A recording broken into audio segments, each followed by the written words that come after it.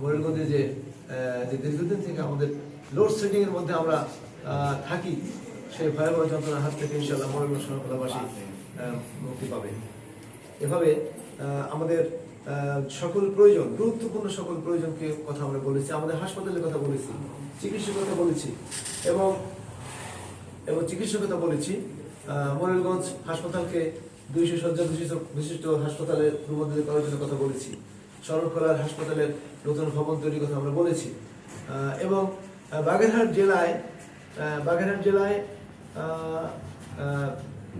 Public বিশ্ববিদ্যালয় প্রস্তাব আমি জাতীয় সংসদে উত্থাপন করেছি এবং বাগেরহাট জেলায় একটি মেডিকেল কলেজ স্থাপনের আমি দাবি জাতীয় সংসদে তুলেছি।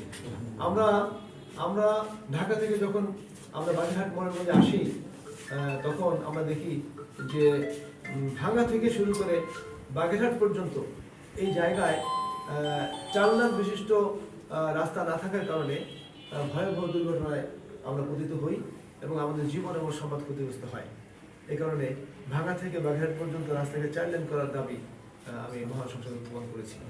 আর পানকুচি সেতুর ব্যাপারে আমি যেমন লিখিত নোটিশ করেছি, আবার 71 বিধিতে আমি কথা বলেছি। প্রথম 71 বিধিতে কথা বলেছি হচ্ছে আমাদের সুন্দরবন থেকে দস্যুমুক্ত করার ব্যাপারে আমি 71 বিধির কথা বলেছি। একটি অধিবেশনে একজন মাননীয় সংসদ সদস্য 71 বিধিতে একবার কথা বললে দ্বিতীয়বার কথা বলার সুযোগ সাধারণত পায় না। আপনাদের দোয়ায় আমি অনেক চেষ্টা করে অনেকটা বলবেন যে অনেকটা আমার দাবি খাটিয়ে আমি 71 বিধিতে আমাদের পানকুচি সেতু, স্বপ্নের সেতুর জন্য আমি কথা বলার চেষ্টা করেছি। আমি বারবার এইটার ব্যাপারে আমি 15 দিন ধারাবাহিক নোটিশ দিয়ে যাচ্ছি। আমি নতুন মানুষ, আমি হয়তো অনেকটা বুঝতাম না। আমি একবার পয়েন্ট অফ অর্ডারে দাঁড়িয়ে মাননীয় স্পিকারকে জিজ্ঞেস করলাম, স্পিকার আমি আমার এলাকার একটি জনগুরুত্বপূর্ণ বিষয়ে আমি 15 দিন ধারাবাহিকভাবে নোটিশ দিয়ে যাচ্ছি, আমার নাম আপনি উচ্চারণ করেন কিন্তু আমাকে কথা বলার সুযোগ দিচ্ছেন আমার স্পিকার, আমি আপনার দৃষ্টি আকর্ষণ করছি। তখন আমার স্পিকার তাকে